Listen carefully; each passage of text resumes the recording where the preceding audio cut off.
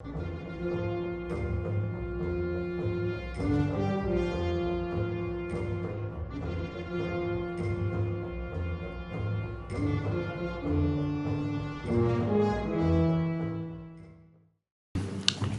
no se escucha, me dicen, ¿sale? Para subir un poquito el tono. He preparado la plática con ustedes en 4 fuentes, ¿no? Las 3 fuentes son de orden, las 3 primeras fuentes son de orden metodológico, traer a colación algunas cosas que se han dicho en las 3 exposiciones pasadas, y después ahondaré en los 2 textos que les dejé, ¿no? Que son textos que tratan de construir una visión de lo que sería una modernidad hegemónica, ¿no? No sin antes advertir que tanto Habermas como Bolívar Echeverría plantean la posibilidad de otras modernidades, ¿no? E incluso en Bolívar Echeverría es muy constante la necesidad de afirmar que no es ni abarcante la modernidad capitalista en la que vivimos, y que hay posibilidades de entender y de abrir espacio a esa otra modernidad, ¿no? En el caso de Habermas no es tan clara la otra modernidad, porque, como lo vieron, él trata de asir la modernidad en un principio normativo que organice el orden temporal en el cual vivimos, y ese principio normativo le llama el principio de la subjetividad, ¿no? Sin embargo, cuando está discutiendo en el segundo momento sobre la noción de temporalidad e historicidad que se revela después de la Edad Media, ahondaremos en ello. Él sugiere una lectura de la historia atravesada por Benjamin, que sería una lectura de la historia al mismo tiempo crítica de la modernidad, ¿no? Entonces, de alguna manera, no hay que poner por fuera esta tesis, ¿no? Vamos a hablar de una cierta modernidad hegemónica que se construyó a través del principio de subjetividad y a través de la forma de organización del modo de producción capitalista. Sin embargo, además de ello, hay una multiplicidad de maneras de entender la modernidad que pueden abrir esa situación catastrófica en la cual nos encontramos, ¿no? Entonces, les decía, en la primera parte hago una introducción, en la segunda hablo sobre la cuestión del mito y las resonancias del mito como forma organizativa de los horizontes de sentido en los cuales vivimos. Y la tercera hablo de las violencias y una pequeña acotación de las violencias que me parece importante desde mi punto de vista para ir construyendo esa crítica a la violencia o a las violencias que está dentro del curso, ¿no? Que es un eje central, no solamente describir, comprender las manifestaciones de la violencia invisible, violencia simbólica, que organizan las realidades en diversos horizontes de sentido epocales, sino también tratar de entender cómo a través de esa descripción y manifestación de las violencias se produce una crítica a las violencias, ¿no? Que algunos llaman violencias míticas o violencia mítica, contraviolencia, y que yo preferiría llamarle no violencia, una fuerza no violencia, pero justo por eso quiero hacer todo ese entramado, ¿no? El primero, nada más como una pequeña, 2 pequeñas observaciones, una como agradecimiento y una que pone en el centro de la cuestión de la que trabajamos un tema no solo central, un tema preocupante en nuestra realidad actual, ¿no? La que tiene que ver con el curso, agradeciendo a que la doctora Aguilar abra el curso, me parece que estamos aquí tratando de pensar las violencias Y me parece fundamental entender que el curso está construido, por lo menos desde mi perspectiva, como un curso que trata de entender la violencia o la brutalidad de lo invisible como una grilla de inteligibilidad para comprender los distintos modos de configuración social. Creo que eso es de lo más brillante e importante de la cátedra que se le ocurrió a la doctora y que nos permite a través de ello entender con esa grilla de inteligibilidad varios momentos de configuración conceptual e histórica del modo en el cual somos como realidad humana y social, ¿no? Entonces, no perdamos de vista que la violencia como grilla de inteligibilidad afectaría todos nuestros órdenes disciplinarios. Nos permitiría entender desde nuestras disciplinas la manera de configuración de lo social, ¿no? Por eso quería poner atención y pues agradecer también que se haya abierto esto, ¿no? El siguiente punto que tiene que ver con la realidad actual, más bien quisiera como señalarlo un poco y tratar de advertir el por qué se introduce, además de por qué es necesario, ¿no? Sobre todo cuando hablamos de la brutalidad invisible y del marco simbólico en el cual se organiza de manera violenta nuestra realidad, es imposible no hablar del genocidio en Gaza, ¿no? Y sobre todo de los bombardeos diarios, de la eliminación de familias, del genocidio practicado y de la condena a hambruna, de la imposibilidad de ayuda que se convierte en un eje central a analizar también por parte de nosotros, ya no de la cátedra, de nosotros como personas críticas, ¿no? ¿Por qué esto? Voy a señalar estos 3 puntos, ¿no? Primero porque, desgraciadamente, lo que sucede en Palestina es el ejemplo central del modo en que la brutalidad de lo invisible produce marcos en los que algunas vidas no cuentan, marcos en los que no nos parece digno luchar por defender y pensar esas vidas, y marcos en los que nos hemos desensibilizado ante dicha experiencia. La brutalidad de lo invisible produce eso que Hannah Arendt llamaba la banalidad del mal, ¿sí? Pero también produce eso que Gunther Anders hablaba como un desnivel prometeico. ¿Qué quiere decir eso? Una incapacidad de mostrar un afecto, una empatía sobre todo eso que se está produciendo y que nuestra mirada desde lejos cada vez más lo normaliza, ¿no? No hay que normalizarlo. Segundo, porque la pregunta por la modernidad parece asociarse siempre a las condiciones de crisis. ¿Qué quiere decir esto? Crisis humanitarias, crisis simbólicas, crisis teóricas. Cuando nos preguntamos qué es la modernidad, inmediatamente lo hemos hecho a través o por las crisis que hemos vivido. Cuando Horkheimer y Adorno se preguntaban sobre la modernidad y sobre la dialéctica de la Ilustración, lo hacían después de la crisis ocurrida por el nazismo, ¿no? Y entonces inmediatamente se revive la experiencia de la modernidad como una experiencia catastrófica que nos invita a pensar, ¿no? En términos teóricos, Habermas, el texto que les mandé, habla y se pregunta por la modernidad justo delante de la crisis que ponía en cuestión la forma de organización de las sociedades europeas, ¿no? Eso que se llamó posmodernidad.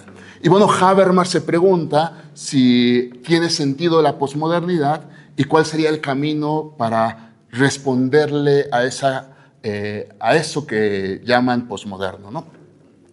En otra frecuencia y con la misma índole, Foucault escribe un texto sobre la Ilustración, que él mismo dice que es un texto sobre la modernidad, sobre qué significa la modernidad, pero lo hace también en una situación de crisis que anticipa el nacimiento del neoliberalismo. Y para él, la subsunción total de la experiencia humana, la captura de la vida biológica, la captura de la vida de las poblaciones y la captura del alma de los sujetos. Entonces, él mismo lanza la pregunta sobre la modernidad, abriendo la necesidad de preguntarnos si eso a lo que hemos llegado es parte de la modernidad o si habría que preguntarse si hay otra modernidad, ¿no?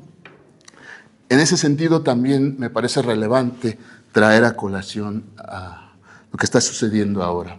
Esa crisis nos lleva otra vez a preguntarnos si la modernidad es el marco o sigue siendo un marco que organiza la realidad y si esto está asociado directamente con la catástrofe humanitaria que estamos viviendo, ¿no? Pareciera que resuena de nuevo que todo documento de cultura es un documento de barbarie, ¿no? Y que lo que sucedió en la Alemania nazi resuena de nuevo en la situación actual, ¿no? Y de vuelta se vuelve la pregunta importante, ¿no? El tercero, porque la lectura que hace Andreas Malm de la destrucción del genocidio en Palestina me parece que vincula esta barbaridad con la catástrofe ecológica, ¿no? Y esa catástrofe ecológica le hace pensar que quizá lo que está ocurriendo en Palestina no solamente está sucediendo o está asociado a un rasgo de identidad teológica, a un rasgo contemporáneo de luchas identitarias, sino que también para él estaría asociado de manera velada, oculta, con la aparición del capitalismo, ¿no? Con la aparición del capitalismo fósil, como le llama él. Es decir, un capitalismo que utiliza la destrucción de la naturaleza para la conformación. Y entonces la tesis de él es que lo que estamos asistiendo en Palestina no es solamente la destrucción humanitaria de una población, sino la destrucción de la habitabilidad del mundo, ¿no? Y creo que en ese sentido la pregunta se vuelve importante. Tener presente a Palestina es no volvernos insensibles ante el dolor de los otros y comprender cada vez más la forma destructiva de la modernidad capitalista a la que aún pertenecemos. Y en ese sentido, esa modernidad es la que vamos a seguir pensando, ¿no? Porque además es una modernidad articulada bajo ese marco simbólico que invisibiliza su brutalidad. Y es de lo que nos convoca a hablar la cátedra. Entonces, esa es la primera parte. La segunda parte, el mito y sus resonancias. Eso va un poco rápido, ¿no? Haré una descripción del mito tratando muy simple, muy básica, tratando de esclarecernos la forma en la cual el mito está inscrito en las sociedades como forma de organización de los horizontes de sentido de la realidad. Es decir, toda sociedad está atravesada por mitos que le permiten configurar la experiencia de sentido que se produce en ella. El mito es la producción lingüística de horizontes de sentido por los cuales una sociedad se estabiliza. Una sociedad toma forma. Por eso diría que el mito es una fuerza de ordenamiento de la realidad que trata de producir sentido. El mito es una fuerza productora de normas, de ordenamiento de la vida. El mito es entonces fundador de la vida humana y es comienzo en tanto explicativo y en tanto discurso que pretende renegar todo otro comienzo. Entonces el mito no solamente es originador de los horizontes de sentido, sino también es una búsqueda de negar toda otra posibilidad. O eso es en su mayor simplicidad su configuración.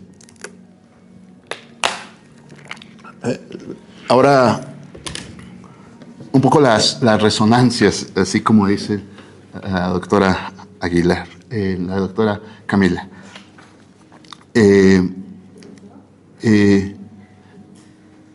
Quizá lo que estamos viendo hace 2 clases es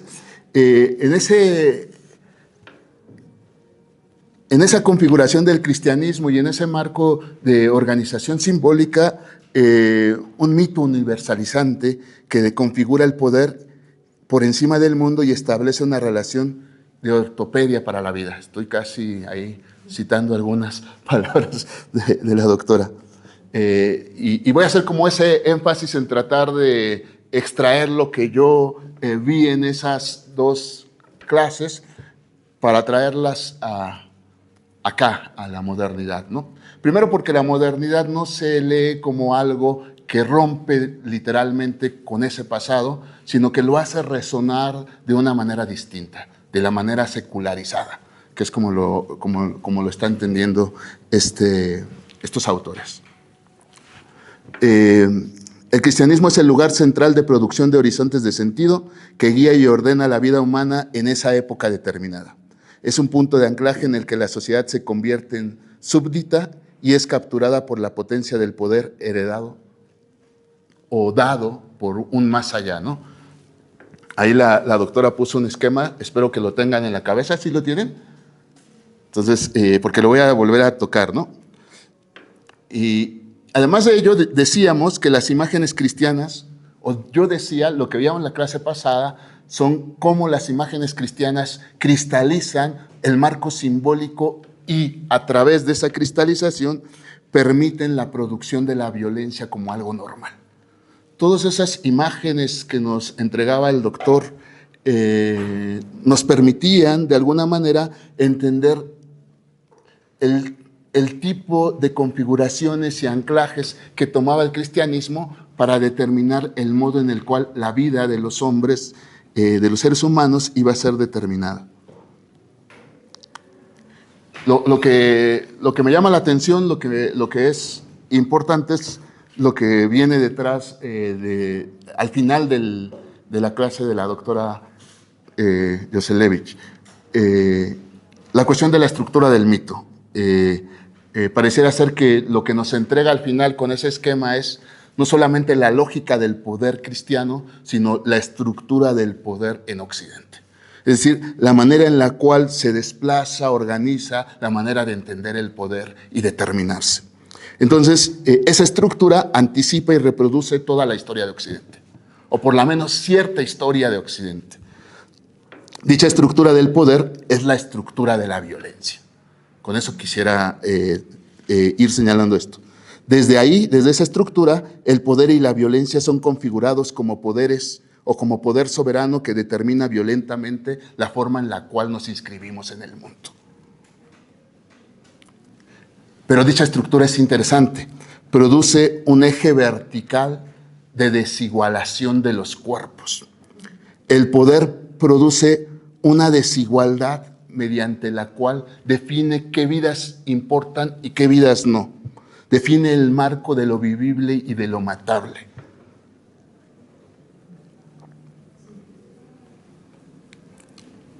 En términos teológicos, esto tiene más sentido puesto que es la experiencia de un mundo que está por encima del mundo y que determina la manera en la cual este mundo se vive.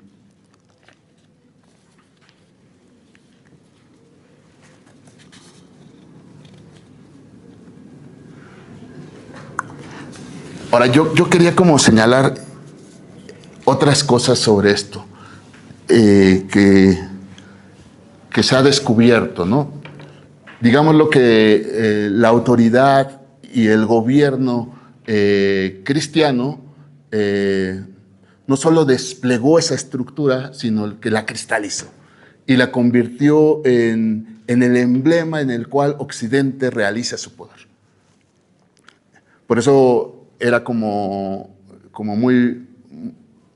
no muy difícil extraer esa lógica del poder y llevarla a situaciones como las contemporáneas, ¿no? Que hubo algunas explicaciones de la doctora.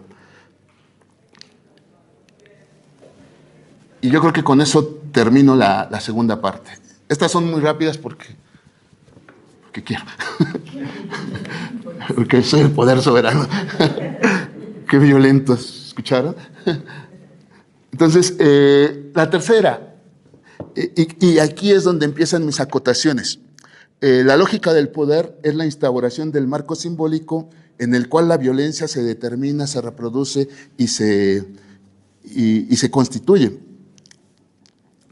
¿Qué es lo que hace ese marco? Captura los cuerpos, captura las cosas y las ordena en una reproducción guiada por esos puntos de anclaje, que en principio es Dios, pero los demás puntos de anclaje que mencionaba la doctora sirven como lugares en los cuales la vida se ancla, la vida es capturada y determinada por ese poder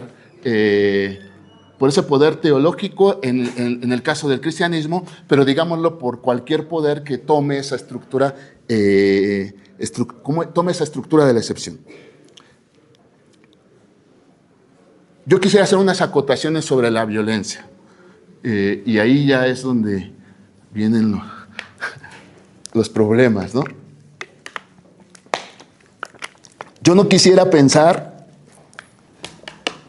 la violencia como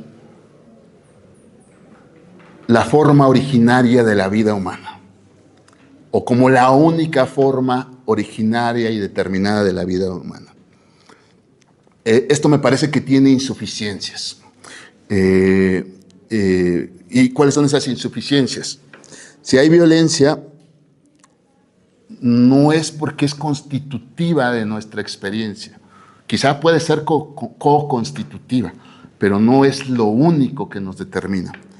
Hay violencia, sí, porque hay instauración de la desigualdad de los cuerpos, que termina por definir los contornos de lo que es vivible y de lo que es matable. Pero eso no significa que toda vida deba ser determinada bajo eso, sobre el marco de la desigualdad. Por lo tanto, no podemos decir que la violencia es inherente a la vida, en tanto que si todo es violencia, no importaría un marco de justificación de una violencia sobre otras. Si todo es violencia, ¿qué más da que haya una violencia positiva, una violencia cristiana o una violencia capitalista? Yo creo que ahí hay que acotar, ¿no? Y creo que es uno de los problemas, ¿no? La ontologización de la violencia condena la destrucción como motivo de la experiencia humana y nos convierte en seres detestables de manera constitutiva en la que no somos capaces más que de destruir.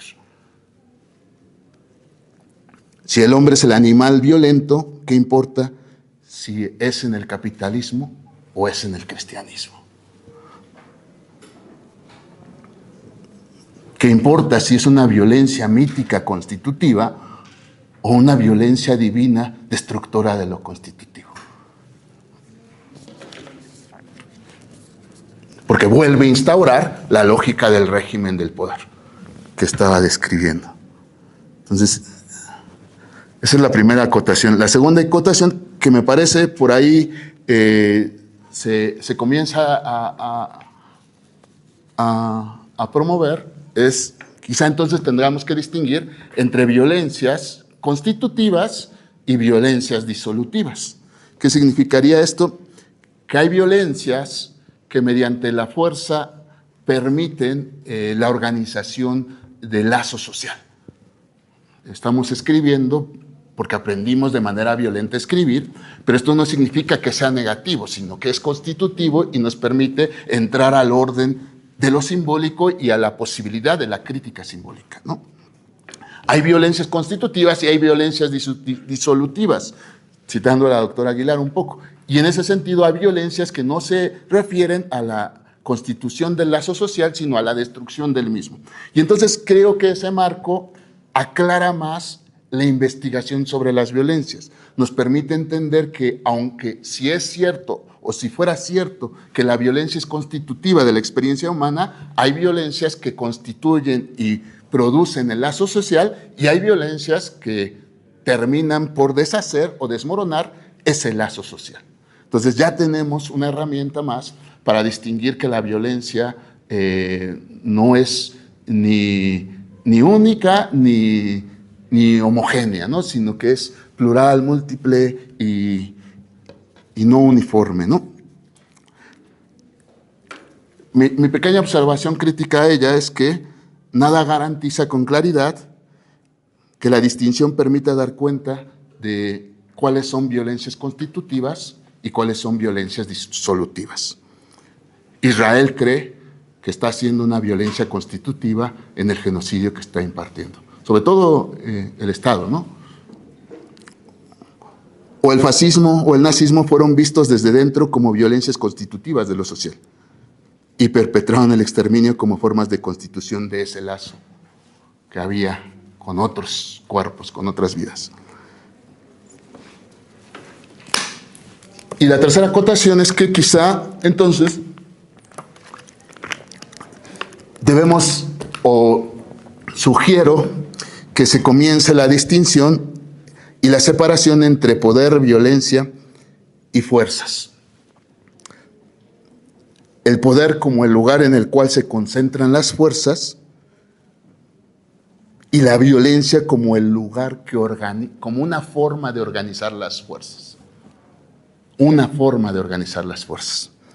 Pero entonces, si ya hice la distinción, entonces habría dos tipos de fuerzas. Fuerzas de excepción o violentas, dirigidas a la construcción de un mundo a través de la desigualdad de los cuerpos, a través de del eje de organización vertical de la vida, donde unas vidas valen más que otras.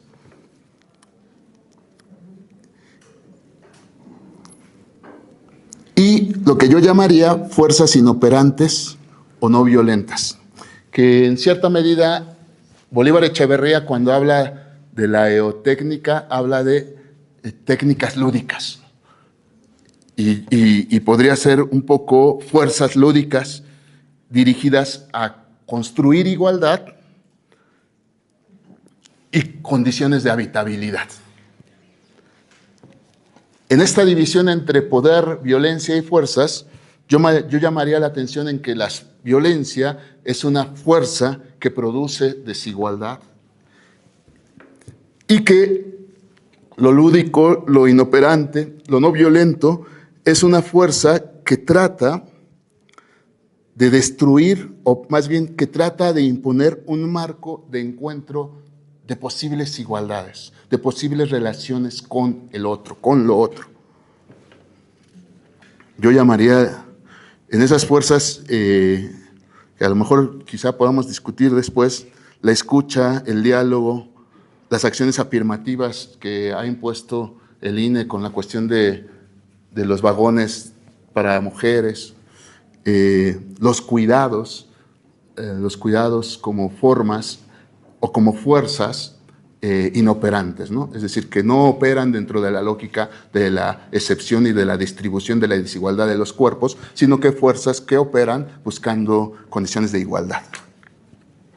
Y entonces yo podría, como, si se me permite, después me destruye, decir que las fuerzas es lo constitutivo de la experiencia humana y que esas fuerzas son ambivalentes, que hay violencia y no violencia, que hay habitabilidad y destrucción, que hay igualdad y desigualdad, y que es ese esquema de experiencia humana en el que vivimos.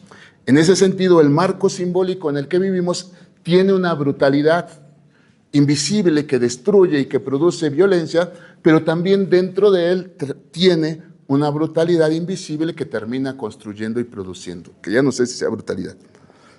Ahora, ¿por qué todo esto? Porque la modernidad es el periodo donde esta lucha es visibilizada y desgraciadamente donde las fuerzas violentas se organizan de manera aguda para destruir la vida, tratando de cancelar y negar esas fuerzas no violentas.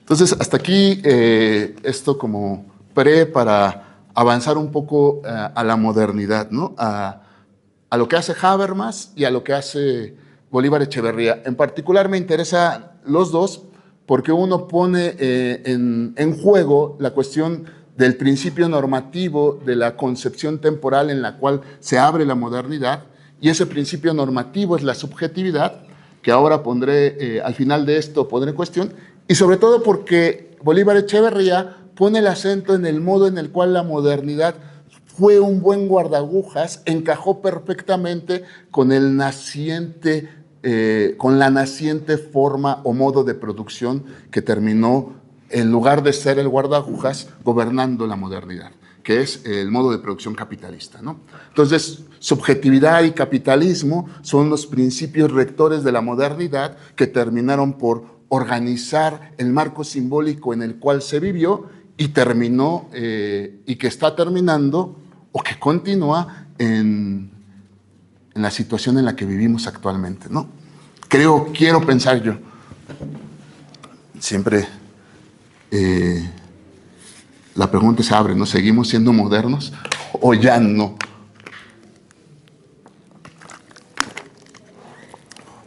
¿Cómo les fue con los textos de Habermas? Voy por el de Habermas primero y después por el otro, ¿no? ¿Cómo les fue? Es un texto de 4 partes. La primera parte es una pequeña discusión sobre la situación de Weber y cómo fue leído Weber por los neoconservadores y los anarquistas.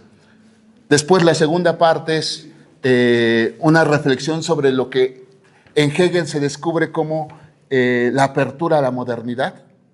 La apertura a la modernidad se gesta en la ruptura con la forma normativa de organización de la temporalidad de la Edad Media. Ahora voy a hacer alusión un poco, a ver si que me corrija y me ayude un poco. Y en esa teje la relación entre la respuesta a esa temporalidad que da la estética, la respuesta a esa temporalidad que da la querella entre los antiguos y los modernos, la respuesta que da Benjamin a esa temporalidad, y la tercera parte, la respuesta que va a dar el propio Hegel desde la filosofía a esa problemática de la modernidad, a esa problemática del qué es lo moderno, cómo llamarlo moderno. ¿Sí la vieron así? ¿O ya estamos dispersos, perdidos? ¿Están conmigo? Bueno, es que yo no veo, entonces y me da pena los lentes. Bueno, entonces la primera parte, ¿no? Hace una pequeña explicación de Weber, advirtiendo que para Weber la modernidad era el desencantamiento o la salida del desencantamiento del mundo, ¿no? Era la llegada de el principio racional como forma de organización de la realidad, y ese principio rompía con todo el carácter mítico anterior que había organizado. El gran mito de un Dios que habla por parte de sus apóstoles y que viene a fundar el mundo es sustituido por el principio racional que determina y organiza la realidad. Weber considera que hay una modernidad racional organizada bajo esos principios y una modernización organizada bajo la empresa capitalista y el aparato burocrático. La respuesta de los neoconservadores es que si la modernidad solamente se vive como modernización, es decir, como forma mecánica de producción burocrática de las instituciones y forma mecánica de producción del capital, entonces los principios racionales de la modernidad han desaparecido. Por lo tanto, ya no estamos en la modernidad, estamos en otra cosa. ¿Sí? Los anarquistas son más radicales porque lo que dirán es que ni los principios racionales, ni los principios burocráticos, ni capitalistas deben de gobernar este mundo actual, sino que se debe desmoronar esa realidad moderna. Y entonces es cuando se abre la pregunta sobre si estamos en la posmodernidad o seguimos siendo modernos. Y allí es donde Habermas se pregunta y dice, quizá para comprender si estamos o no en la modernidad, necesitamos la explicación desde la propia modernidad. Y el ejemplo por antonomasia de esa explicación es Hegel. Entonces, para comprender la modernidad, tenemos que comprender cómo la pensó el propio Hegel en su autodeterminación de lo que es moderno. Voy a hacer un paréntesis, ¿no? Digámoslo que la modernidad se inscribe en un periodo epocal que comienza para algunos en el siglo XV, siglo XVI, y va caminando para configurarse de manera profunda en el siglo XVIII en la Ilustración, donde todos los pensadores, incluso donde los artistas y los científicos, se coagulan la experiencia y la idea de que la modernidad tiene un principio determinado. Pero digamos que la modernidad puede comenzar en esos siglos, en la aparición del Renacimiento, en el descubrimiento de América, pero que alcanza su finalidad determinada en el momento de la Ilustración. O por lo menos así parece, según Hegel, según Habermas, porque Hegel se pregunta sobre la propia modernidad, sobre la propia Ilustración.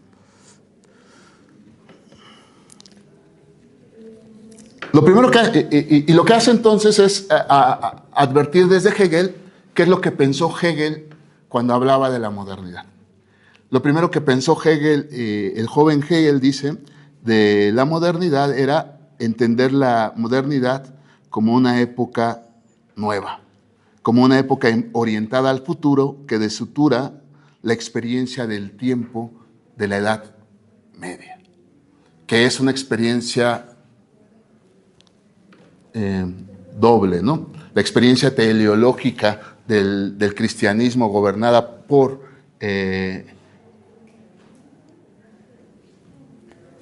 Dios, y la experiencia cíclica de las sociedades antiguas en las cuales el pasado se repite en el futuro y viceversa.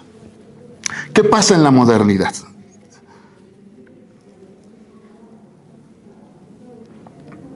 Hay una conciencia del tiempo que mira el futuro como lo indisponible.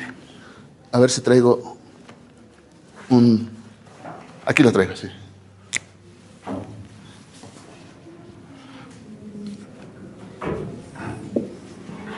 ¿Eso es según quién? Según Hegel. Según Hegel, leído por Habermas, ¿no?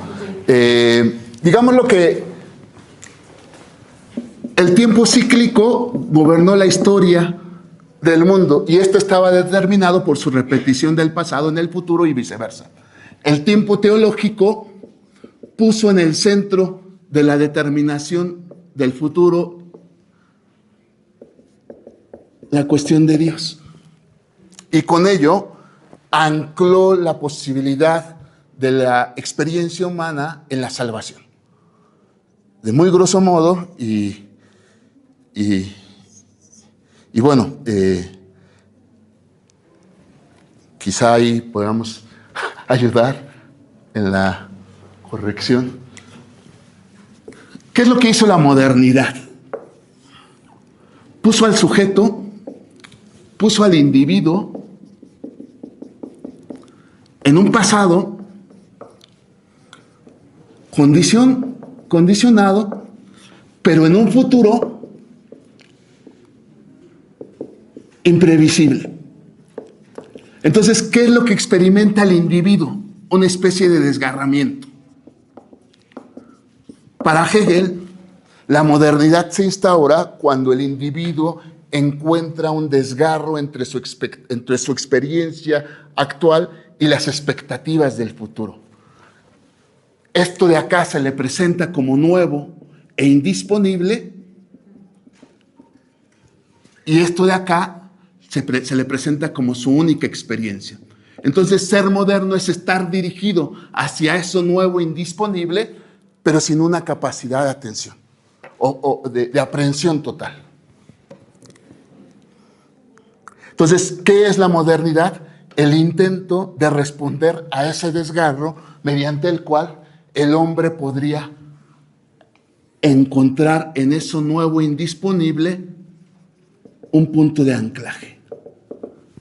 La modernidad es la búsqueda de un principio normativo más allá de los mitos que organizaban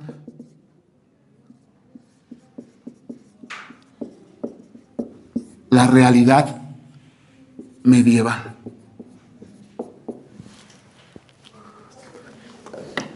Digámoslo que uno es moderno cuando el futuro se vuelve impredecible y sobre ese futuro encontramos un cierto desgarro, un cierto descontrol al que tenemos que responder. Justamente la modernidad es el esfuerzo por tratar de responder el modo en el cual eso nuevo e indisponible se nos presenta. Y entonces aparece aquí entonces la idea de progreso. La idea de progreso como ese futuro indisponible al que vamos y que condiciona y tiene como influencia el pasado.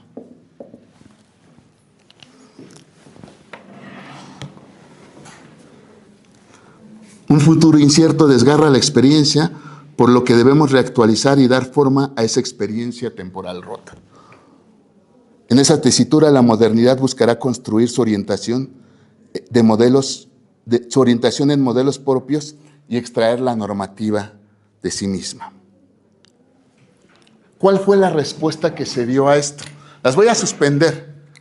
La respuesta estética, la respuesta de Baudelaire y la respuesta de Benjamin, como una respuesta histórica. Después se observará que la respuesta de Hegel es la respuesta filosófica.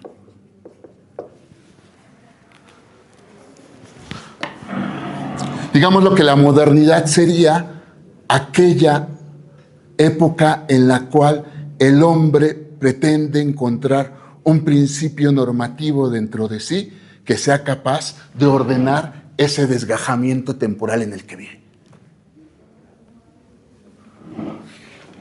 O por lo menos así lo plantea Habermas.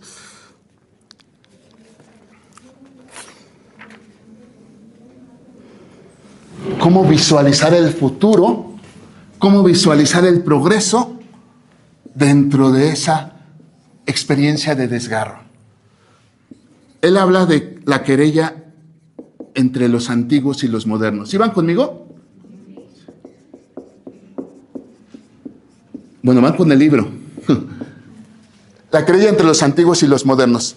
Fue una querella en la cual se intentó responder desde el punto de vista estético al modo en el cual el progreso podía ser pensado desde un punto de vista normativo.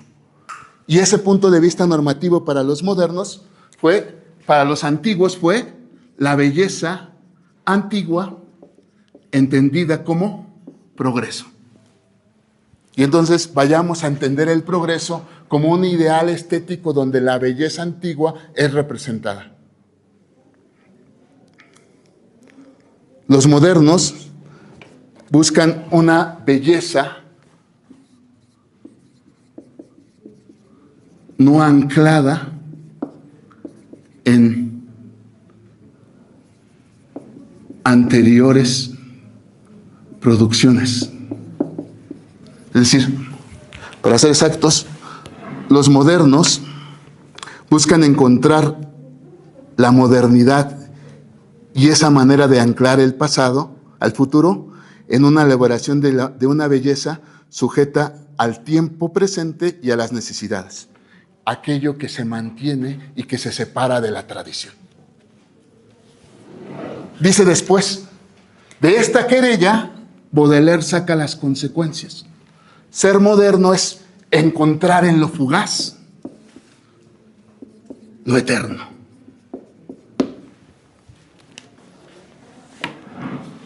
Ser moderno es encontrar en lo contingente aquello que no se desmorona. El artista es el encargado de capturar la eternidad en lo efímero y es a través de ello que la experiencia de la modernidad aquieta su desgarradura. En el arte moderno donde lo indomable de lo fugaz es en el arte moderno donde lo indomable de lo fugaz es atrapado en la eternidad. Para Baudelaire es entonces el artista el que logra en lo contingente encontrar la luz de lo eterno o inmutable. Y es en esa experiencia donde la condena a la desgarradura se suaviza. Por eso la figura del dandy. Esto lo voy a mantener en suspenso, lo voy a decir brevemente, pero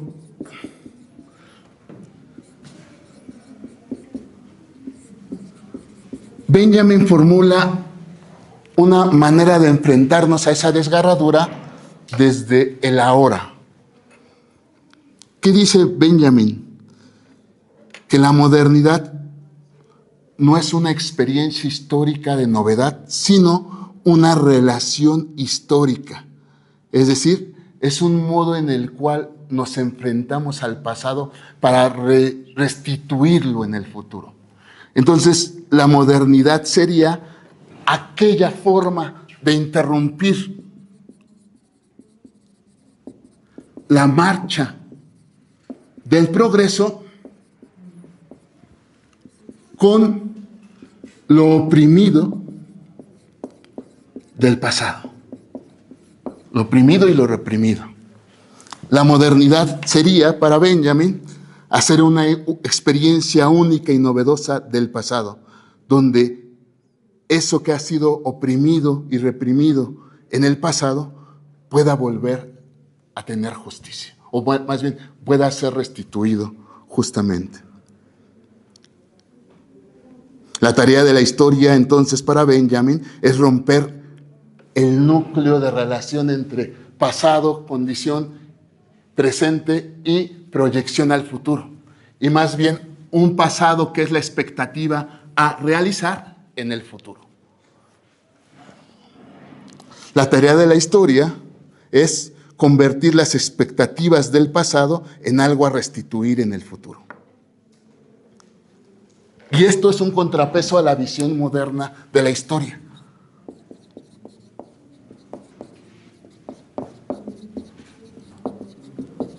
La versión moderna de la historia trata de analizar lo que del pasado va evolucionando en progreso a un futuro que se plantea como un progreso. Benjamin le pone freno y advierte que quizá lo que deberíamos de pensar es el futuro no como algo que tenemos que realizar, sino como el lugar en el cual el pasado vuelve y encontramos justicia. Hasta aquí todo bien complejo. Todo se suaviza con Hegel. Esto lo dejamos en suspenso, porque estas son las respuestas que hace a esta situación de desgarramiento. Hegel es el filósofo que hace del desgarramiento el principio de su filosofía.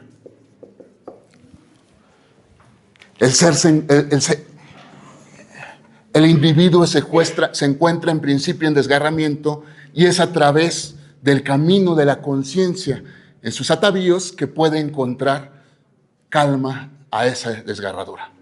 ¿Y cómo la puede encontrar? A través del encuentro de un principio normativo que permita entender cómo es que se regula estos tres espacios. Cómo el futuro se vuelve de imprevisible a predecible y cómo el progreso se vuelve en una cuestión comprensible como forma de realización del espíritu. Entonces, ¿qué va a hacer Hegel? Hegel va a advertir que la modernidad solamente puede entenderse como aquel momento en el cual el ser humano pone como principio normativo de su realidad la propia subjetividad.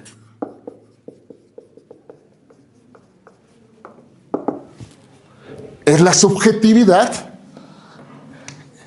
este principio o el modo de relación consigo mismo que puede establecerse como principio normativo de nuestra desgarradura. ¿Y qué es lo que tiene ese principio? Tiene tres condiciones. Una condición epistémica, una condición moral y una condición estética. ¿Qué quiere decir esto?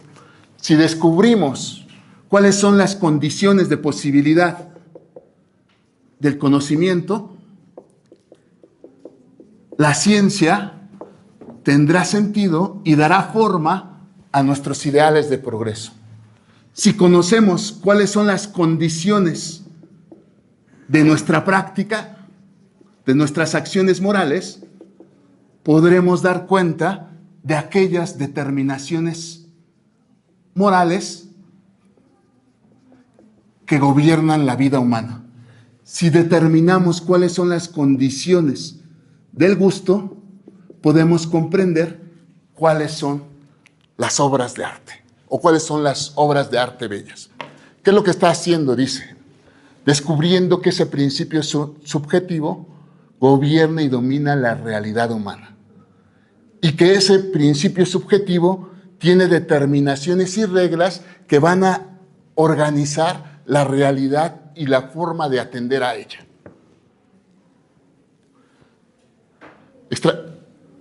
Voy a hacer como el juego, un poco a ver si funciona. La experiencia humana, para la ilustración, está dividida, escindida entre la individualidad de carne y hueso en la que vivimos y la experiencia de principios abstractos que nos determinan y gobiernan. ¿Sí van conmigo? Entonces, digámoslo que cuando hablan de subjetividad, hablan de eso que todos tenemos por encima de nosotros y que determina la realidad en la que vivimos. Si descubrimos cuáles son las condiciones del conocimiento, podemos descubrir los principios científicos. Es decir, si descubrimos lo que hay dentro de esta subjetividad en cuestión epistémica, describimos la ciencia, describimos la ética y el derecho, y describimos el arte. Entonces, ¿qué es lo que pasa aquí? Para Hegel, la modernidad es el momento en el cual encontramos que en nuestra experiencia concreta, además de vivir en la desgarradura, tenemos una abstracción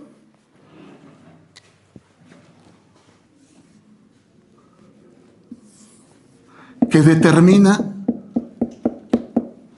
todas nuestras formas individuales y que les da sentido, y que esas formas individuales deben seguir este principio racional que es la subjetividad. ¿Qué es lo que hizo Hegel o qué es lo que hizo la modernidad según Hegel? Sustituyó al Dios cristiano por la subjetividad abstracta humana. Y al sustituir al Dios cristiano por la subjetividad abstracta moderna, nos condenó a que el marco de la realidad debe de inscribirse a esas condiciones abstractas que determinan cómo debe de ser esa realidad. Entonces, ¿qué hizo Hegel? Impuso un marco simbólico en el cual, a través de ella, podemos comprender quiénes somos en la realidad material.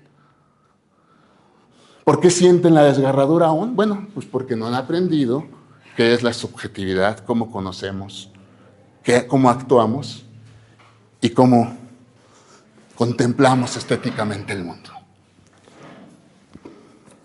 La salida de la desgarradura es inscribirse y resolver el modo en el que la subjetividad abstracta emana como condición de posibilidad normativa de esa desgarradura.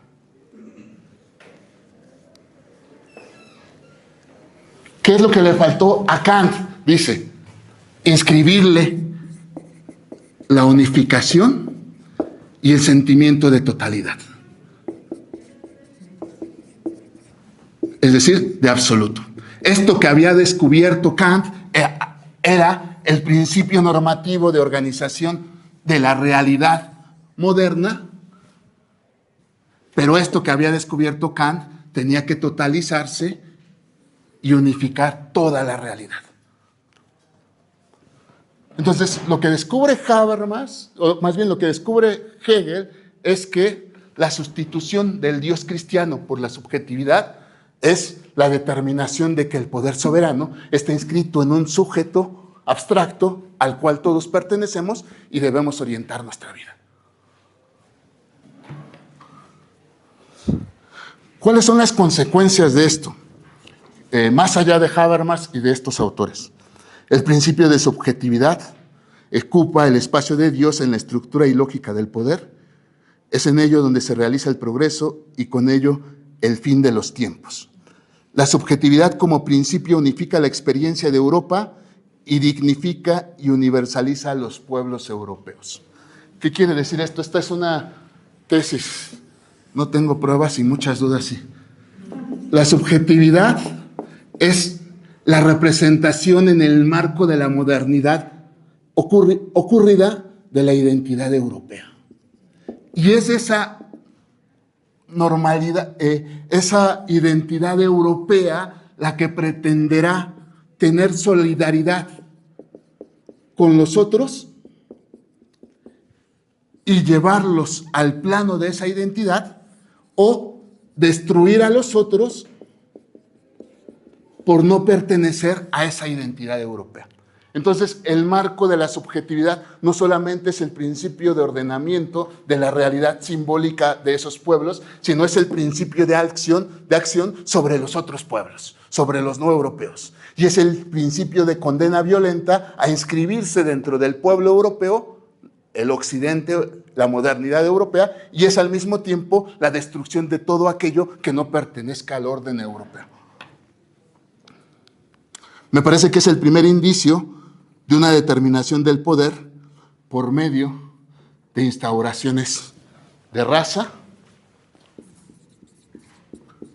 biológicas, que más adelante determinarán el modo de organización del nazismo, que sigue un principio racional guiado por el orden biológico y quizá tendrá relación con formas de organización de todos los genocidios.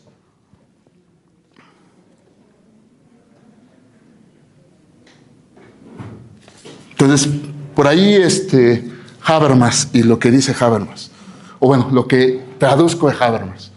Digamos lo que el dislocamiento y la desgarradura solamente pueden ser superadas si nos inscribimos a este principio normativo abstracto que determina los modos en los cuales nos organizamos en la realidad. Este principio abstracto no es más que la expresión de Europa determinando quién es ser humano y quién no, quién merece la vida y quién morir. Pero esto es ajeno a Habermas. Esto aquí, digamos lo que se abrió, pero lo cerró al mismo tiempo. Si se acuerdan, ¿se acuerdan cómo le llama esto el propio Habermas? Cuando empieza a hablar de la temporalidad y de la historia en Benjamin, le llama excurso, ¿se acuerdan? Y excurso es justamente porque va fuera de lo que quieren ejemplificar, pero que es relevante. ¿Por qué es relevante?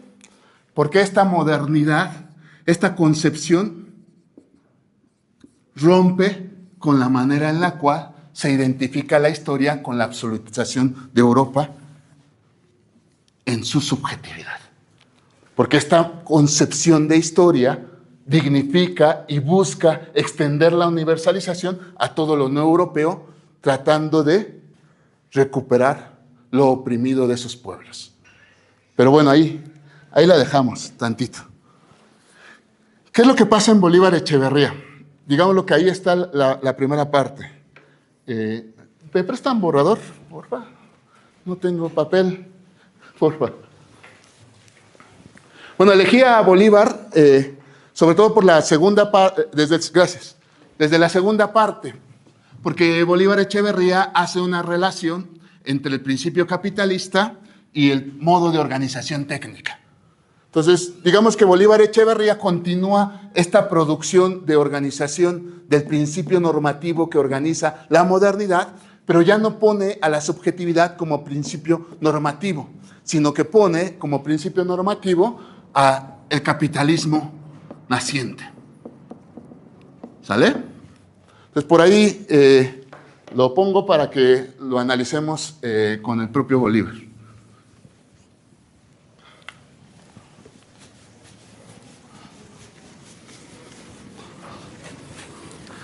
Podemos adelantar un pequeño comentario, ¿no? Sobre lo que pusimos como atención al principio, ¿no? Lo que está sucediendo en Gaza es producto no solo de una reproducción teológica, sino de una reproducción de una subjetividad como principio determinante que se cree ordenadora de la realidad. Eso como principio, ¿no? Y que también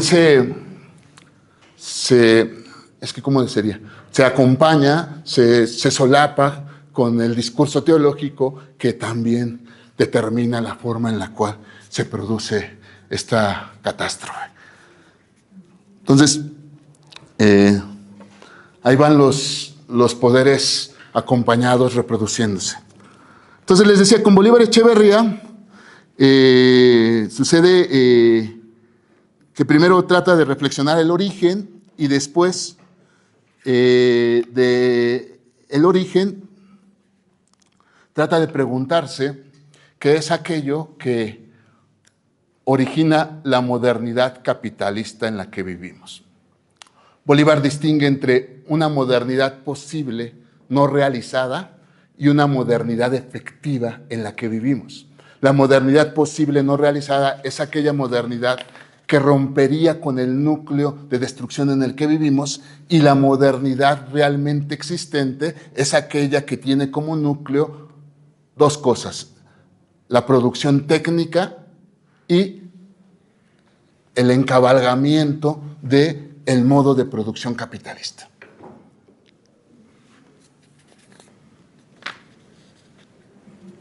¿Sí lo recuerdan un poco?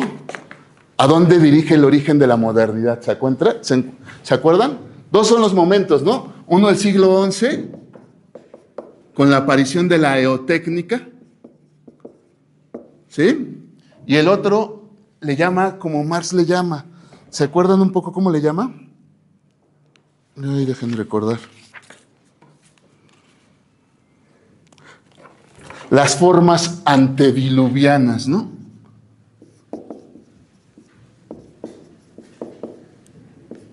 Antediluvianas que preceden al capitalismo. Esas formas antediluvianas son la usura, el comercio, el banco. ¿Y qué va a decir un poco Bolívar Echeverría? El origen de la modernidad no está en esa subjetividad racional, principio de determinación de la realidad, sino está en el modo en el cual cierta forma de entender y producir la técnica fue encabalgada perfectamente con el principio de acumulación que terminó convirtiendo la realidad en mercancía y en forma de autovalorización. ¿Sí vieron esa parte? ¿Vieron qué era la eotecnia? ¿No les pasó lo mismo que a mí? No sabía qué era.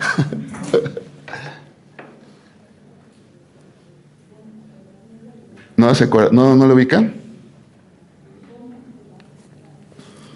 Digamos lo que para Bolívar Echeverría, leyendo a un teórico de la técnica, hay,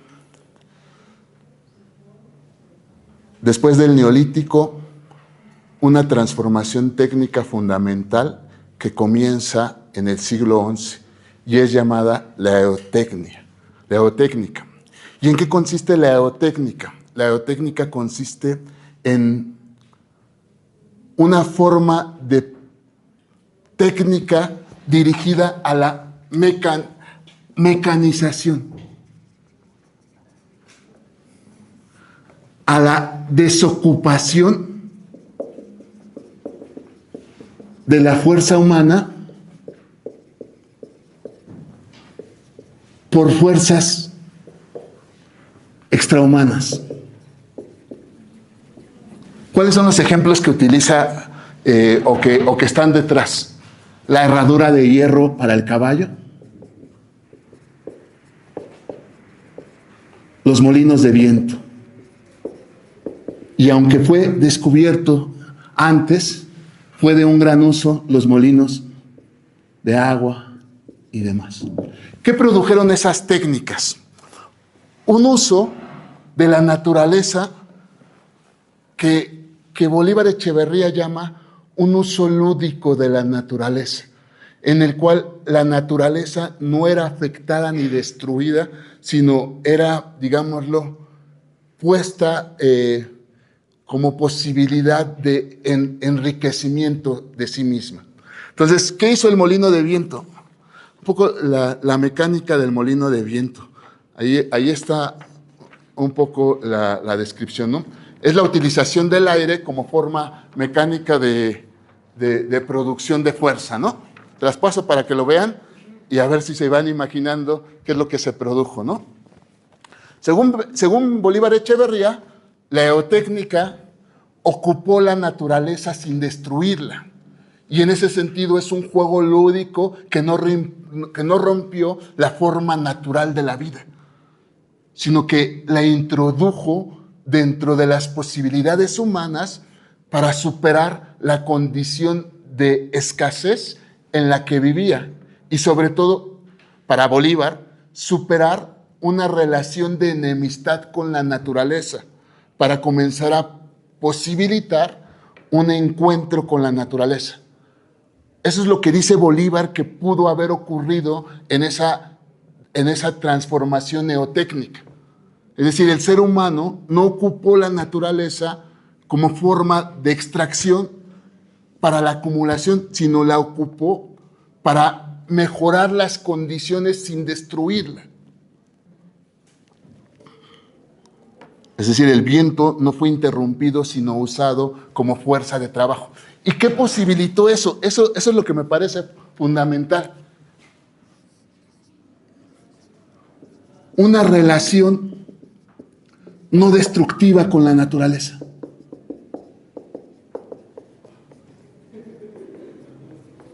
Y la otra cosa, la posibilidad de suspensión de la fuerza de trabajo humana. ¿Qué quiere decir esto? Que el hombre, a través de la eotécnica, pudo desocupar su relación productiva y abrir espacio para más tiempo de vida, sin necesidad del trabajo. Eso dice que sucedió. Y en ese sentido, lo que se abrió era una modernidad lúdica como posibilidad. ¿Cuál fue el problema? El problema fue esto, que esta forma eotécnica fue subsumida por esos principios antediluvianos que terminaron formando la mecánica del capitalismo como lo vivimos. Es decir, que terminaron convirtiendo esa fuerza en modo de producción acelerado que no busca ni la suspensión ni detener la relación no destructiva con la naturaleza, sino que busca el incremento de la acumulación de capital. Entonces, ¿qué pasó en esos umbrales de la modernidad? La aparición de un modo de producción que se encabalgó muy bien con esa técnica lúdica y se apropió de ella para acelerar las fuerzas y construir un esquema donde todo se convierte en mercancía valorizable dentro del capital.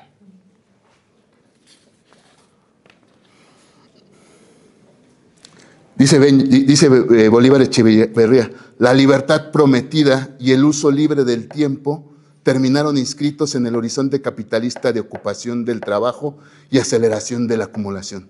La subjetividad libre, salud, la subjetividad libre se realizó como subjetividad enajenada en los procesos del capital.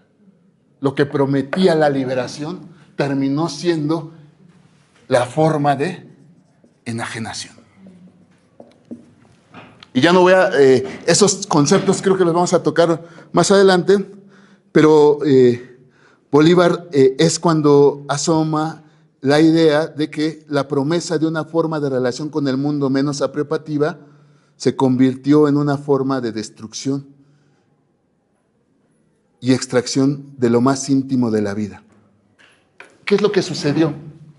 Eso que se revelaba como forma de vida, forma natural, terminó convirtiéndose en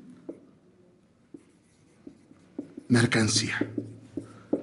Y en tanto que se convirtió en mercancía, produjo la lógica de la acumulación.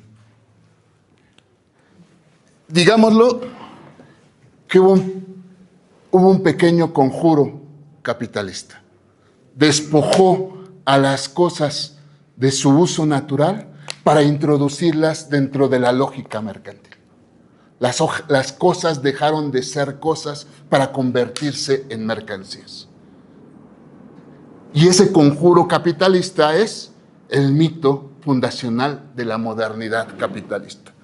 Convertir y transformar lo que solamente es uso en forma mercantil que posibilita la acumulación. Entonces, ¿de qué va? La subjetividad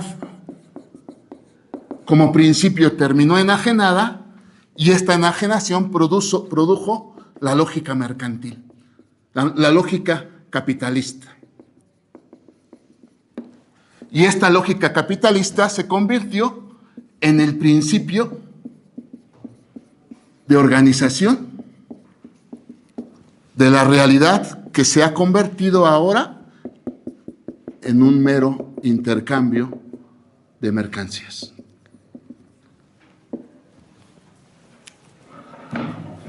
Aquí hay algo que Bolívar Echeverría nunca describe aquí en este texto, pero que los que están trabajando con él sí ven que hay como diálogo, ¿no? Después del texto.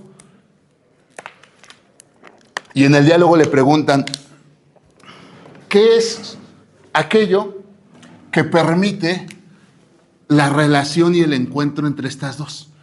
¿Cuál es el mecanismo que permite funcionar a la economía como el lugar en el cual la técnica va a acoplarse y va a funcionar dentro de la lógica? Él no lo describe en ese texto y la pregunta queda como en cuestión. Igual que en el otro texto, me gustaría hacer algunas afirmaciones que no tengo pruebas, pero sin dudas. Sin embargo, esto es lo que he querido como señalar desde hace algún tiempo. Debe de haber una explicación no económica del principio de organización económica, porque de esa forma podemos anticipar el modo en el cual y el por qué esa lógica económica terminó reproduciéndose hasta la actualidad. Es decir, si no hay una explicación no económica del modo en el cual la acumulación termina reproduciéndose a sí misma hasta el infinito, no podemos entender por qué esa lógica continúa ese proceso. Es decir, el punto de irrupción no se hace posible. Y me parece que ahí es necesaria esa explicación no económica. ¿De dónde proviene este modo de producción capitalista? Este modo de producción y realización del gobierno de las cosas a través de la economía. Este gobierno de las cosas a través de la economía, Agamben lo relaciona con la forma en que Dios, mediante la providencia, organiza y gobierna las cosas. Y entonces, ¿qué dice? Que el poder convertido en simple economía no es un poder nuevo, sino la actualización de un poder teológico secularizado. Y entonces, ¿qué sucede aquí con el principio de organización económico? El principio de organización económico depende de una resonancia del mundo cristiano, del mundo teológico, en el cual las cosas se organizan bajo una lógica y bajo un principio de predestinación. Esa lógica y principio es la providencia. Y la providencia no es más que un poder soberano fuera del mundo que organiza y determina el modo en el cual las cosas son del mundo. Ahora bien, esto todavía no explica la situación. ¿Qué es lo que hace que sigamos reproduciendo los poderes económicos? Bueno, el principio de acumulación, creo yo, es una forma invisibilizada de la pulsión de dominio inherente en la lógica de la desigualdad impuesta por el poder soberano. ¿Qué quiere decir esto? Que la economía y el modo de producción capitalista, el deseo de acumulación bienes, el deseo de riqueza, no es más que una forma invisibilizada del deseo de convertir la realidad en una realidad desigual. Digamos, nuestra pulsión a acumular riqueza depende de ese deseo de seguir distribuyendo desigualmente el mundo. Y eso, como se presenta de forma invisibilizada, permite operar de manera brutal e invisible al capitalismo como lo vivimos hoy. ¿Qué hace entonces la economía? Es una forma de apropiación de la vida para administrarla y gobernar las cosas bajo un principio soberano del cual no ponemos duda ni atención.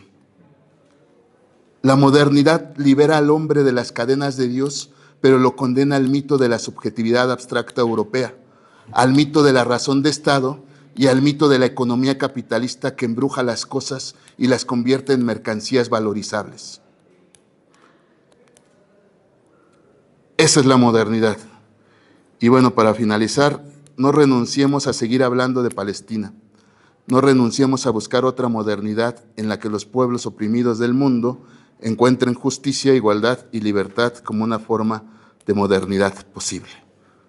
Que esa es a la que se refiere Benjamin, ¿no? Y bueno, ya, chicos. ¿Alguna pregunta?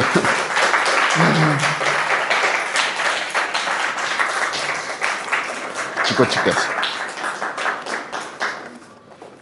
Vamos a Sí. algunas preguntas, comentarios. Claro. Lo que tenemos Buen tiempo. buen tiempo. Ajá. ¿Cuál te parece?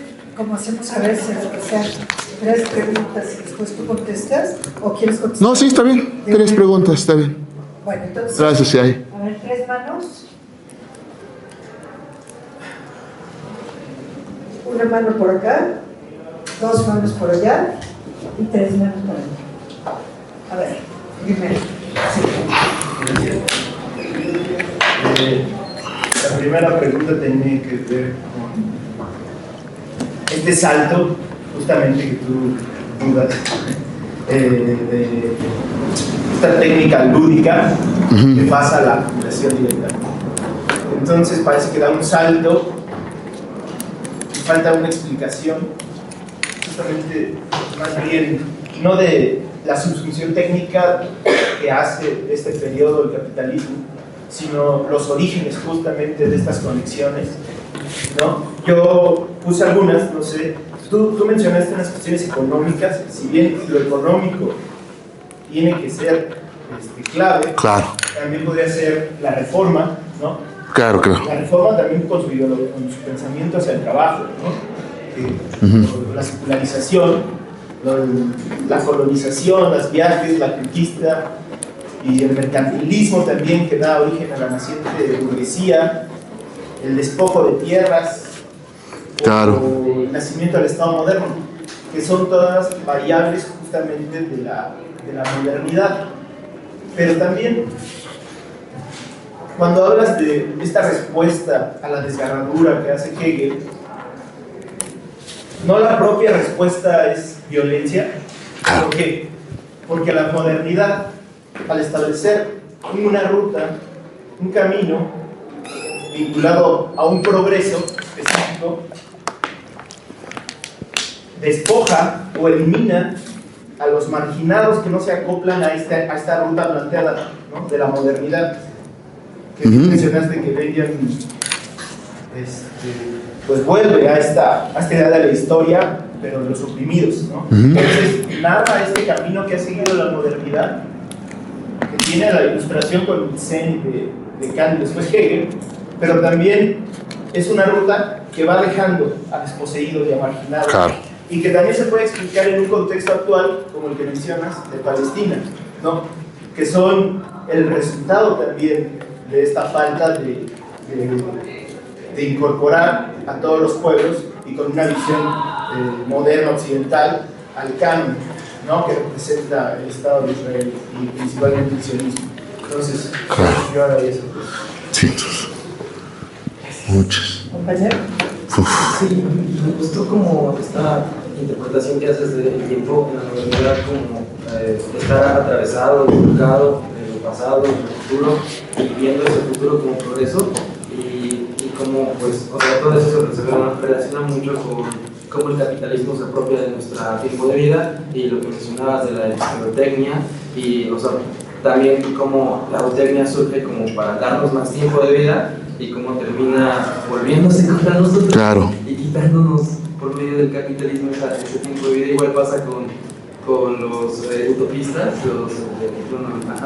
el socialismo utópico, en el que claro, juegan las fábricas como un intento de darle mayor calidad de vida a los trabajadores, pero sin embargo pasó el tiempo y fueron destruidos por el mismo mercado y la competencia. Y mi pregunta es, ¿cómo sería entender esa otra manera del tiempo que le da justicia a los pasados, a los individuos pasados? ok. Gracias. ¿Por acá? Sí, pues esta promesa de modernidad, pensándolo, por ejemplo, en términos literarios, Madame Bovary, por ejemplo, en Scott Lover, se ve una denuncia de ese progreso que dejaba a estos marginados atrás y los humillaba un poco en su condición de lo antiguo. Esta promesa de modernidad no nos vuelve también conservadores.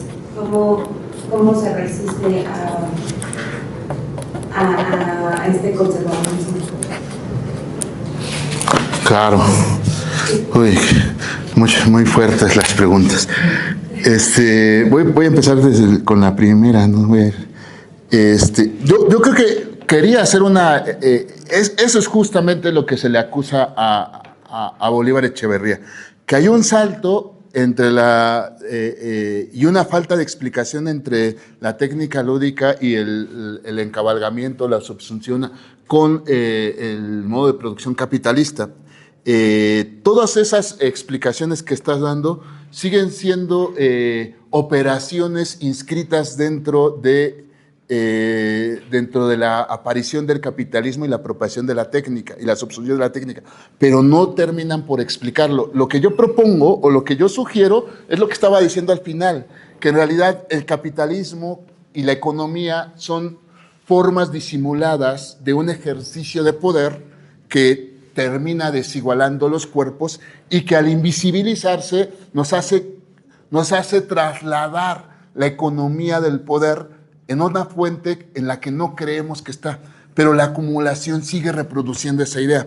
Entonces, a mí me parece que la falta de explicación tiene que darse en términos no económicos, y los términos no económicos para dar eso explicarían que en realidad lo que está en el fondo de la acumulación del capital es un deseo de dominio de los demás cuerpos para inscribir la desigualdad en el mundo, para definir qué vidas merecen vivir y qué vidas no. Y eso no está en términos económicos, eso no está en la explicación, sin embargo permite entender que el poder permite entender el modo en el cual el poder cristiano, el poder teológico, no fue destruido en la modernidad, sino fue secularizado. Y que fue secularizado significa solamente que la misma lógica siguió operando bajo otra plataforma distinta. En realidad deberíamos de profanar esa forma de organización del poder, pero no lo hacemos. Por eso Benjamin diría, el capitalismo es la religión del capitalismo es la forma actual de la religión. En ese sentido, lleva la misma lógica de esos poderes medievales, de esos poderes cristianos, y esa lógica es la que nos permite entender por qué se dio ese salto.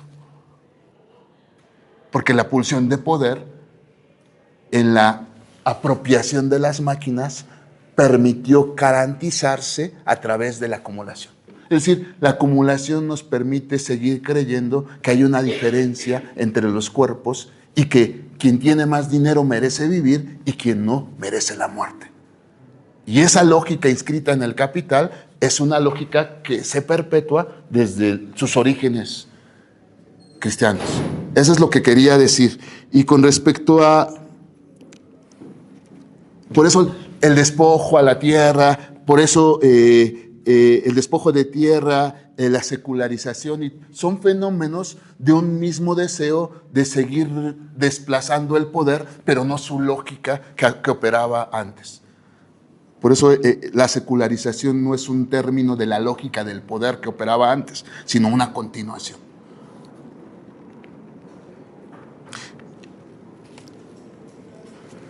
Claro, esto de, no sé, por ahí contesto, la promesa de, claro, la promesa de un tiempo de vida mayor, más allá, fuera del esquema del capital, no fue solamente de los utopistas. Lo veíamos cuando veíamos los obreristas, ¿no? Los obreristas italianos, el obrerismo italiano se fundamenta en la necesidad de creer que en la técnica se va a reducir el trabajo y se va a abrir espacio a un tiempo de vida. Sin embargo, no ocurre eso, ¿no? Entonces, hay una experiencia donde la técnica sigue reproduciendo la mecánica del capital que deberíamos de pensar. Ahora, ¿cómo entender el tiempo que recupera toda esa historia de los oprimidos de la que hemos hablado? Justamente el texto de Habermas trata de hablar de la concepción de la historia en Benjamin, en la cual Benjamin trata de destruir la idea de progreso, anteponiendo al progreso el futuro del pasado. Es decir, mostrando que el futuro solamente podrá ser real si miramos hacia el pasado y todo eso oprimido les restituimos una verdad. Y es en ese sentido que la historia y la modernidad capturaría de otra forma su propio acontecer, su propia experiencia presente. Por ahí, esta otra cosa no la dijimos, pero me parece que esta otra cosa me parece importante. Que se haya destruido la relación lúdica con el mundo no solamente significó que los caballitos ya no convivieron amenamente con nosotros y que los molinos de viento ya no existen, sino significó una intensificación acelerada de la destrucción de la naturaleza que terminó en la catástrofe ecológica en la que vivimos ahora. Y eso se asocia directamente con lo de Palestina. La destrucción de Palestina es la expresión más clara de la destrucción del mundo.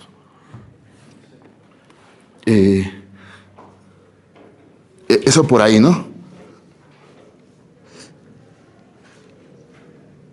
Justamente no volvernos conservadores sería no participar de esas dos lógicas que se inscriben como mecanismos de la modernidad. Abrir espacio a una historia distinta, abrir espacio a una modernidad no capitalista, más lúdica, dice. Bolívar llama una modernidad barroca, ¿no? No sé muy bien qué significa eso, pero por ahí igual Foucault llama un etos ilustrado, que es justamente preguntarse por el presente para ver si podemos salir de él, ¿no? Igual eso es lo que está en juego. Ya. No sé si hay más. ¿Otras tres preguntas, Juan? Sí, si quieren. ¿Tienes, además de tiempo, tienes ganas? Sí. Siempre tengo ganas, aunque no parezca. Una, ¿alguien más? ¿Acá? Bueno, vayan pensando, compañero. Me preguntaba por este modo de el por qué sigue reproduciendo esta forma económica y que debe haber una explicación económica. Y me quedé pensando mucho en que pues parece que el capital siempre está en crisis, ¿no? O sea, siempre hay una búsqueda acumulativa que desequilibra y como que vuelve a empezar, pero nunca rompe, ¿no? Entonces yo me preguntaba qué tanto tenía que ver eso con que esta explicación como teológica, secularizada, es lo que no le da como como mantenimiento, ¿no? O la subjetividad misma la tiene así como sobre una línea colgante, ¿no? Que la desestabiliza. O sea, que tanto esa mecánica hace que no solo se reproduzca a sí misma, pero que además continúa siendo violenta. Y si hay respuesta en los textos.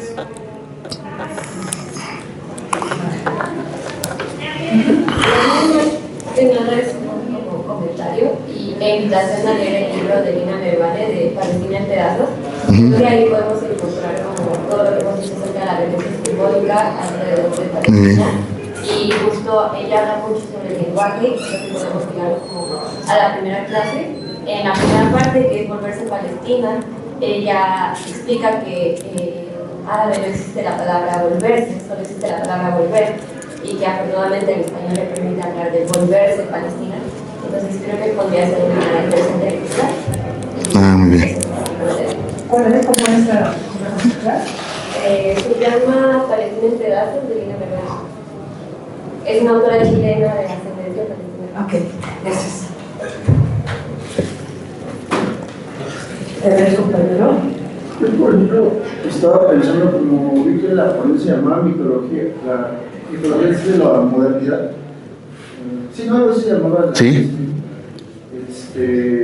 Y hay textos de Bolívar Echeverría donde habla un poco de cómo la secularización se da en esta dinámica de, o sea, recuerdo mucho más conceptos de fetichización, la división de los productores privados, y en esta división y esta necesidad de llevar al intercambio los valores de uso, que ya no son valores de uso para ellos, sino son valores de uso que buscan el intercambio, cómo se introduce en esas dinámicas y con la complejización de la esfera de circulación algo que le llama el fetiche moderno, o el dios profano, que él denomina como el sujeto valor valorizándose, es el que está salvando precisamente esa división entre propietarios privados que están desgarrados. Realmente no hay una relación social, sino que se está salvando simplemente a partir del intercambio. Y pensaba mucho, por ejemplo, en este aspecto también, en ese sentido, como la geotécnica se vuelve más bien, digamos, lo que tú mencionabas, ¿no? Como deja de ser un potencial, la geotécnica como un liberador del tiempo o una técnica lúdica, y se vuelve más bien un potenciador de la productividad, ¿no? Dentro de la producción privada, ¿no? De valores. Y, por ejemplo, ahorita que estaba mencionando lo de la modernidad, no sé tú, por ejemplo, tú qué dirías o cómo pensarías de por qué la necesidad de Bolívar Echeverría de llamar o de darle a la modernidad un fundamento técnico, porque a veces yo pienso que más bien sigue, se enfrasca como en esta discusión con Habermas de la modernidad inconclusa, y él intenta darle un giro diferente a partir de esta como descripción idealista de la modernidad que es la subjetividad, este tipo de claro. cosas, quizá darle un fundamento material, ¿no? A partir de la neotecnia. Claro. Pero yo luego, sí, releyendo a Bolívar, me pregunto por qué llamar fundamento de la modernidad a un aspecto técnico, ¿no? Y ahí no está la explicación de la relación que menciona también entre economía y modernidad, porque él lo resuelve a veces diciendo que es un diálogo entre el norte europeo con el sur europeo, y uno más mercantilizado y otro más avanzado tecnológicamente, sí, pero como dicen, no hay una explicación, ¿no? Claro. Como tal. Y ya eso sería. Claro. No sé si me acerco un poco a la pregunta. Yo creo que el capitalismo está en crisis porque su desequilibrio depende de la ruptura de fronteras. Es decir, el capitalismo es un proceso de acumulación que rompe fronteras, y esas fronteras son las que permiten siempre una posibilidad de acumulación mayor. Cuando digo fronteras, ¿a qué me refiero? El capitalismo obtuvo en la madera un proceso de energía que le permitió acumulación. Pero Madeira, por ejemplo, el lugar, la isla donde había madera, llena de madera, fue destruida. Y entonces esa frontera tuvo que romperse y crear otro lugar, otro espacio de captura y dominio. En ese sentido, la ruptura de fronteras que siempre hace el capitalismo con respecto a la realidad es la que permite que continúe siendo violento. Es decir, yo defendería la idea de que la contradicción capital-trabajo no es suficiente para explicar el modo de organización capitalista, ¿no? Sino la contradicción capital-naturalezas baratas. Es decir, el capitalismo produce acumulación a partir de la observación y captura de sujetos o de energías no remuneradas dentro del mundo. Y entonces su violencia es la búsqueda constante de captura de naturalezas baratas. En el principio del capitalismo fueron los negros, fue la naturaleza determinada, una forma de acumulación barata. Fue gracias a ellos y su no remuneración que el capitalismo acumuló. Pero cada vez más se intensifica la imposibilidad de acumulación y entonces se generan fronteras que ya no puede rebasar si no es a través de violencias extremas. Entonces, la cuestión migrante se convierte en un fenómeno de naturalezas baratas que agudiza la violencia del capital.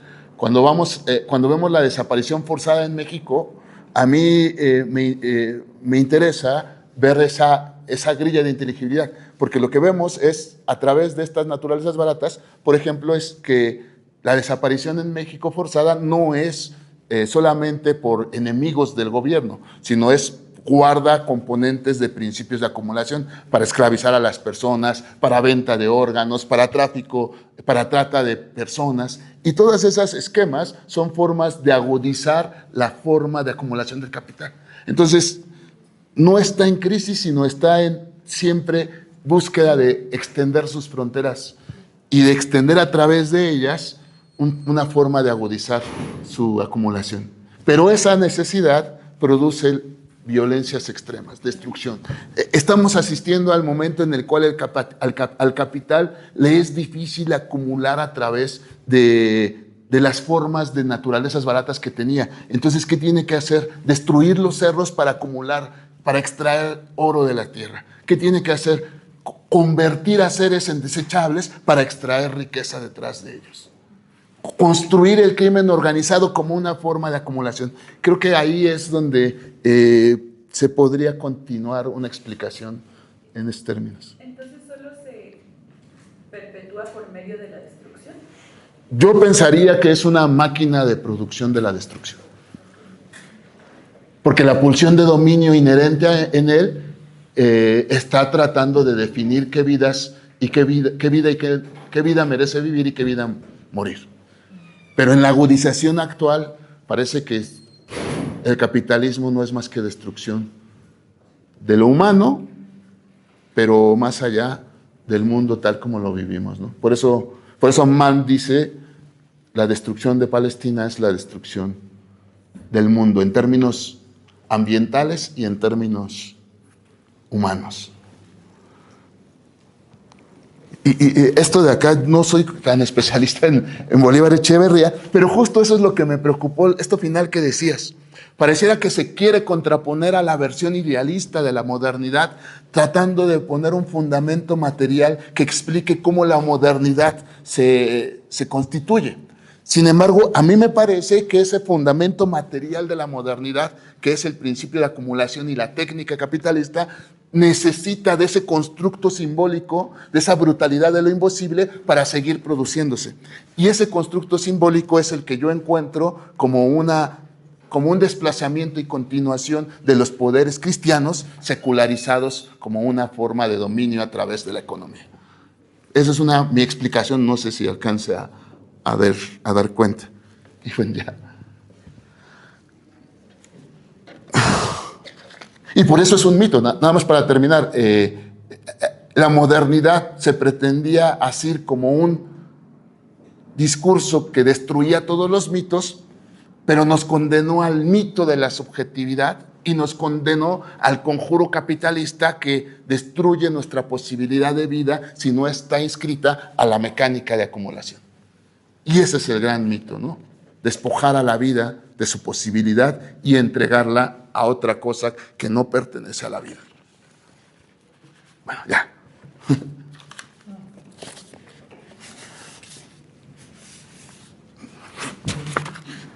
Todo el tiempo. Ah, sí, perfecto. Excelente. No, al contrario.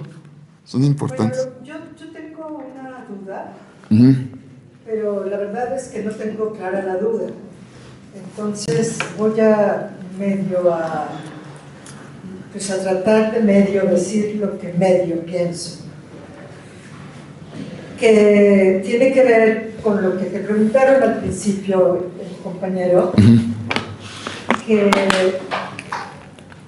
tiene que ver con el famoso salto. Salto. Ese salto,